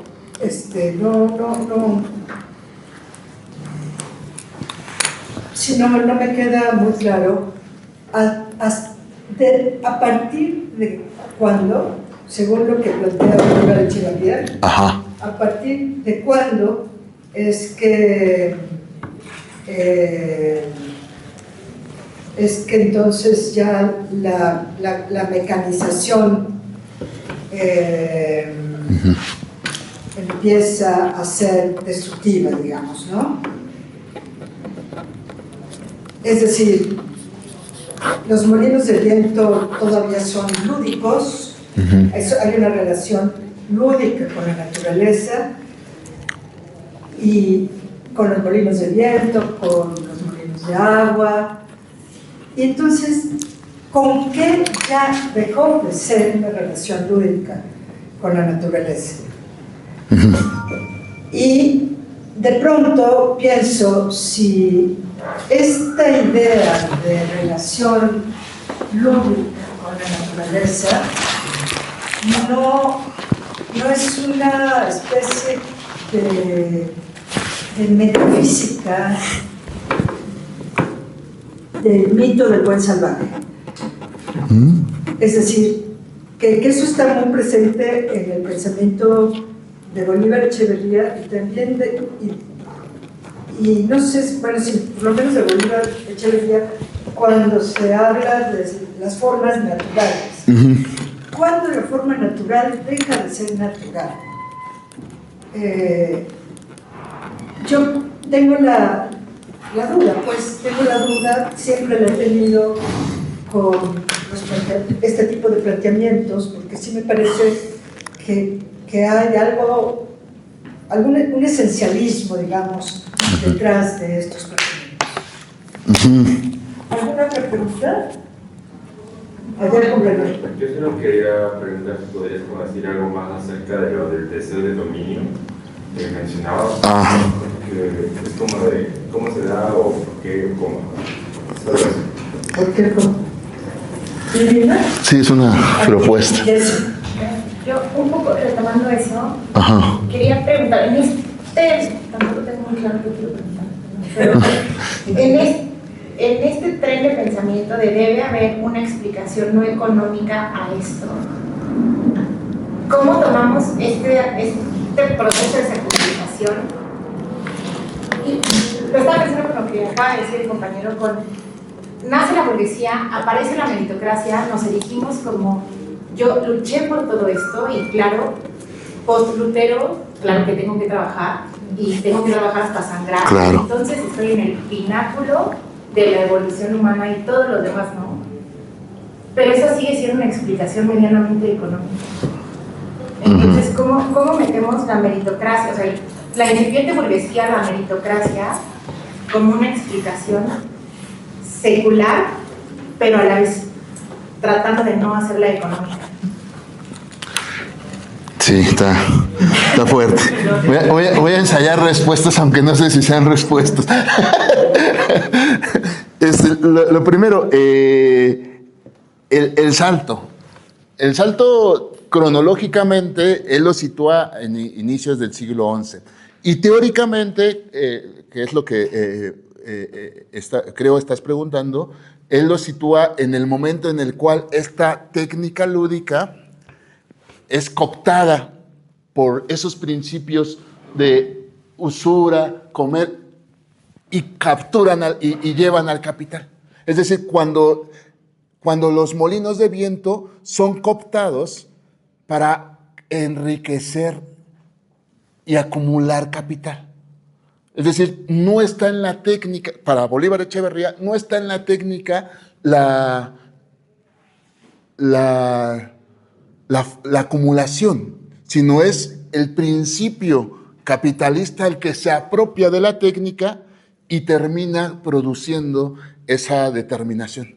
Eso con respecto a ese salto, ¿no? Ahí creo yo que sigue habiendo esa metafísica y que a mí, aunque lo explique, no explica el modo en el cual el capitalismo, y creo que es la discusión de estas dos preguntas que siguen, el capitalismo se organiza como lógica de la vida. Eso con respecto... También excluir lo lúdico de todo el proceso de producción capitalista tampoco me parece muy claro. conveniente, digamos. Sí, eso es cierto. Eso es cierto. Y como abogado del diablo, yo pensaría que Bolívar Echeverría cree que la técnica lúdica todavía es posible. Es decir, que aunque el capitalismo haya cooptado las técnicas, sigue habiendo técnicas que puedan contraponerse de forma lúdica, pero también técnicas lúdicas que son apropiadas por el capital. O sea, lo otro también, quizá defendiendo ahí lo... No digo, no es... No estoy de acuerdo, digo, pero entiendo. Sí, yo no sé si... Hay un comentario de eso, hay un autor que se llama Víctor Esquita. Bueno, yo trabajo el cuerpo como un objeto figurado. ¿Qué? Es decir, no el cuerpo como soporte biológico, ni el cuerpo como identidad. Ajá. Sino justo ver que el cuerpo es un sujeto que está experimentando diferentes interpretaciones. Ajá. Dependiendo de la sociedad que la vive, la cultura que lo vive. Y justo esto es en la historia del arte parte de Pietro Castello y luego Víctor Esquita, que lo empiezan a relacionar y lo que dicen es como que un significado no quita el otro, sino que las personas son las cosas en general son una acumulación de diferentes significados. Entonces yo lo trabajo en algunos casos con la pornografía, y lo que yo veo como la pornografía borra por completo la identidad de una persona y la vuelve carne, como un bistec. Pero a la vez hay personas que cuando lo ven tratan de rescatar algún resquicio de humanidad de ese objeto y vuelven a figurarla. Entonces, a la vez que la pornografía es deshumanizante, es a la vez un objeto de placer, o a la vez que se consume sufrimiento. Ajá. Y pasa lo mismo acá. Creo que sí, porque creo que los objetos no es que sean una cosa o sean otra, creo que son las dos cosas, y creo que incluso el sistema capitalista actual juega con esas dos versiones. Por ejemplo, haces a la vez una catástrofe ambiental como un genocidio, como una oportunidad de inversión a la vez. Y estas hiperposiciones de significados confunden a las personas fuera de ello, y al final no sabes qué estás haciendo y terminas diciendo, pues, no entendí ya ni modo, y sigues adelante, lo normalizas, por así decirlo. Y en defensa de Bolívar de la forma natural, ahí sí está difícil porque tampoco la entiendo bien. Yo creo que Bolívar estaría tratando de advertir que hay algo no capturado del capital de las cosas y que eso no capturado es lo que críticamente deberíamos de buscar, ¿no? Porque si las cosas en su totalidad han sido capturadas, ¿qué queda de la vida inscrita en la totalidad del capital, ¿no? Entonces, el discurso crítico de Bolívar sería un esfuerzo por recuperar, restituir lo no mercantilizado del mundo. Eso creo yo. Pero no sé si Y luego, la otra... sobre la pulsión de dominio. Mira, no está rastreada más que en Derrida. Derrida tiene un texto en psicoanálisis, no me acuerdo cómo se llama, Resistencias al psicoanálisis, donde habla de, frente a la pulsión sexual, existe también una pulsión de dominio que Rita Segato todavía utiliza un poco más, ¿no? Yo no voy a decirlo. Rita Segato, cuando habla de los feminicidios en Ciudad Juárez, un poco para ejemplificarlo y hablar un poco más, y quizá permite responder un poco al otro. Cuando habla de los feminicidios, ella establece el vínculo entre la acción perpetrada sobre los cuerpos de las mujeres y la expresión de un poder criminal por encima de esa expresión. Y entonces lo que advierte es que los cuerpos de las mujeres no son utilizados específicamente como medios o formas de satisfacción sexual, sino más bien son utilizados como formas de expresión y determinación de una pulsión que tiene que ver con el deseo de dominar la vida. Y entonces ella no lo señala, pero ese sería como esa pulsión de dominio inscrita en una realidad para desigualar los cuerpos y determinar el modo en el cual estos se organizan. Yo pensaría que esa pulsión de dominio está inscrita como principio determinante de la modernidad capitalista. Y esa pulsión de dominio que organiza eso se invisibiliza en los procesos económicos, pero en realidad está inscrita en la lógica de la acumulación. La acumulación es ese deseo de llevar la pulsión de dominio a una esfera que invisibiliza su acción violenta.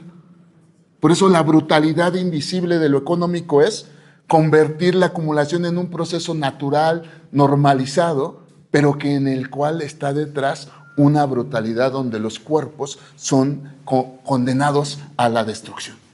Eso es, creo yo, por ahí es donde yo quiero romper la explicación y de hecho lo traía, ¿no? Weber es insuficiente para explicar por qué los protestantes pudieron servir como buen guardaagujas de la expresión del capitalismo, del capitalismo, ¿no? Del espíritu del capitalismo. ¿Por qué? Porque Weber condiciona la experiencia teológica de una espera de un destino manifiesto en la acumulación, y no se da cuenta que lo que está detrás en toda acumulación, no solamente protestante, es esta pulsión de dominio que no solamente se expresa en la riqueza que le promete un destino, sino en el goce, satisfacción de alguien cuando tiene dinero, que es un goce parecido, similar a ese poder soberano del que venimos discurriendo desde hace unas clases. Creo yo por ahí va mi deseo de explicar más allá de lo económico. Sí, yo una sensación que nos habla de violencia, de dominio, también puede ser una reacción al temor, ¿no? Al miedo de ser vulnerable, de ser violentado. Claro. Creo que en algún lugar habla de la potencia de la violencia. Yo pensar que soy capaz de, con el pensamiento, de desaparecer a alguien, siempre estoy en temor de que el otro me pueda violentar. Claro. Entonces, esta necesidad de acumular o de expresar ese dominio es satisfacer el alejarme. Entre más puedo yo dominar a otro, menos me va a poder afectar. El temor es también ahí un detonante.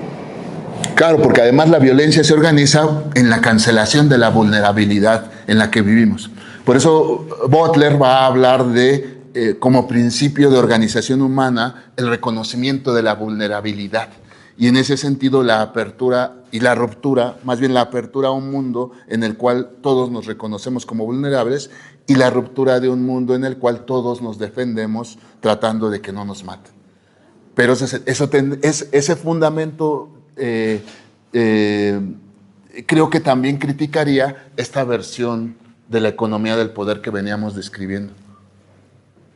Yo igual quería solo comentar esto sobre la presión de dominio. Hay un libro de Cristina Rivera, claro, de la taiga, que habla acerca o que identifica estas formas de violencia. La taiga como un bosque ubicado en Alaska que está explotado, al que van pues, las personas que han sido marginadas de los territorios a trabajar pues, en horarios extremos, de explotación sexual, por ejemplo, y esta sensación de poder de patriarcado de un esposo que al huir su mujer se siente con el poder justo de ir a buscarla y traerla para pues seguir extendiendo ese dominio. Eso en ese sentido, como en términos literarios, con Cristina Rivera Garza. Claro. Y bueno, con el tema Trump, pues obviamente estamos hablando de situaciones como el renombrar el Golfo de América, hacer estos pactos o estas simulaciones con inteligencia artificial sobre cómo va a terminar Palestina siendo un paraíso turístico según él. Entonces, pues es eso, es extender ese dominio hacia tierras, hacia lugares de un capitalismo, de un imperio que está en crisis y hacerlo tangible de esa manera, ¿no? A través de estas metodologías. Claro, pues me voy a leer el texto. Ya. No, pues gracias por el comentario. No, ya, gracias. No, si hay más, está bien.